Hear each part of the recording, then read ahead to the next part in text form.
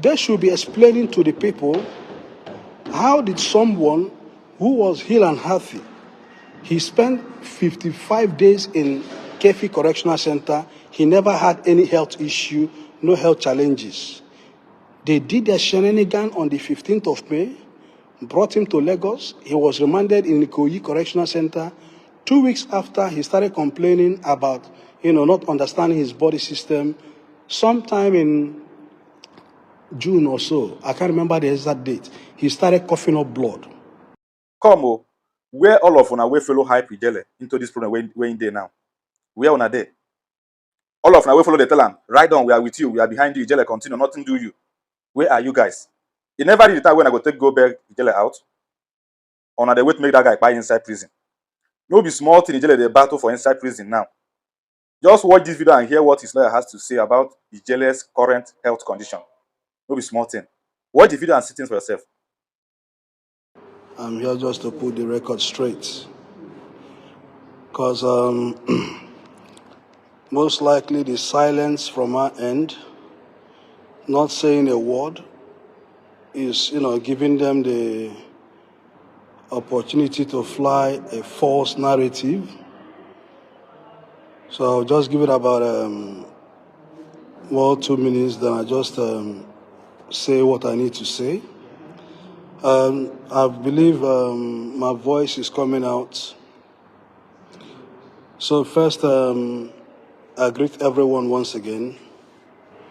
I know most have been worried about updates. Most of us are worried about Ijele's health. And, I would try not to speak about his health for some reasons, but for the record, Ijele is still ill. And we are doing our very best for him to get all the treatment he needs. So I just want to address these stories that's been making rounds on social media by different so-called bloggers and Nigerians alike, that Ebuka Obi forgave Ijele, has forgiven Ijele. That is what he said, but I'm here to put the record straight. Personally, I have tried not to speak on this, and we within the cycle, we have chosen not to speak on it, but I believe at this point, it's best I break the silence. First, what he said, it is what Ebuka said through his proxies. Ebuka did not forgive Ijele. For the record, this thing started since March 20th or 21st to 2024. I don't want to take us most down the lane. Now the question is, it was last week Thursday, Ijele met all his bail conditions, the judge signed, and within the hour, because they have people on their payroll, they came up with the so-called image laundry, which they have no image to launder, that Ebuka Obi has forgiven Ijele. Someone who has met all his bail condition, perfected his bail condition, the court signed, what else is there? Now the question is this. Ijele did not even agree to negotiate with all the persons that were sent to him. He refused, and for those of us who know Ijele, maybe on social media, or who has met him in person, you should know the kind of character he is. He refused to entertain any of those conversations. Now, Ebuka Obi did not deem it fit through his proxies to come up with this story that he has forgiven Ijele, not until Ijele fulfilled his bail condition, met everything, and they came up to fly with this news that he has forgiven him. Now, I want to ask questions. These are the questions I need to ask his proxies. They should come out to explain how they managed to, engage in unethical conduct, how they managed to mislead the court. These are things they should explain. At the end of the day, I do not want to tell Ijele's story. I've always said this. I believe he will be here to tell his own stories. He will be here to set the record straight. He will be here to, correct the narratives. I only do this because most persons are flying with this narrative. They should go ahead and do their image laundry. But the truth is, Ijele met all his bail conditions. The judge signed. He fulfilled his bail. Yes, there are legal challenges here and there. He understands this, including the case of the clergy from, I think they call him Daddy Hezekiah. Right? He is not shying away from anything. So there are no records. First, how will they claim you are forgiving somebody when the case is still in court?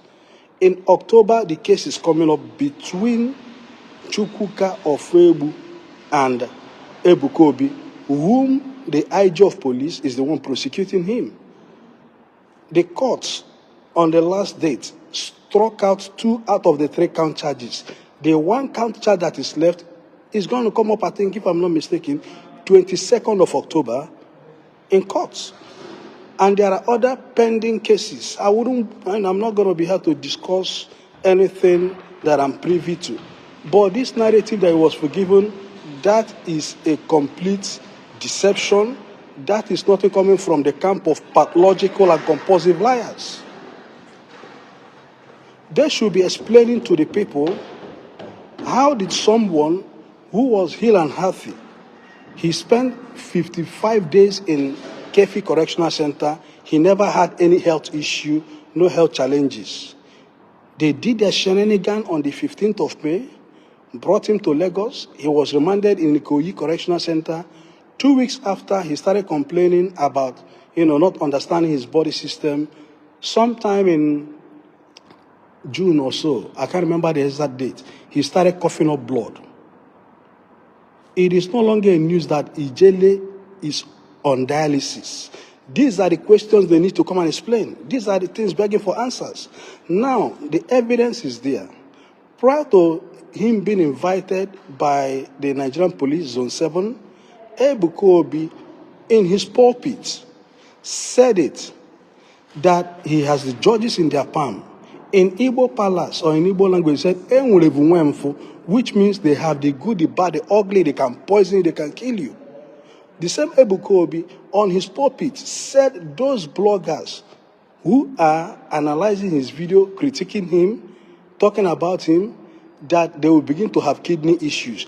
The question before us should be, how did Ijele become gravely sick in Ikoyi Correctional Center? And let me put the record straight. Ijele has no underlying health issues. He has no medical condition of whatsoever. Those of us who have had relatives who have had an issue with kidney issues do not come up within a month.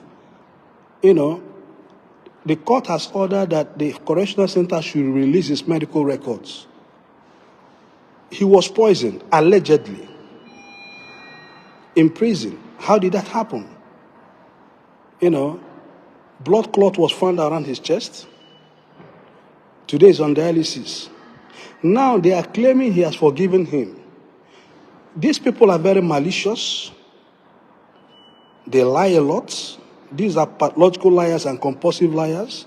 They try to launder image which they don't have.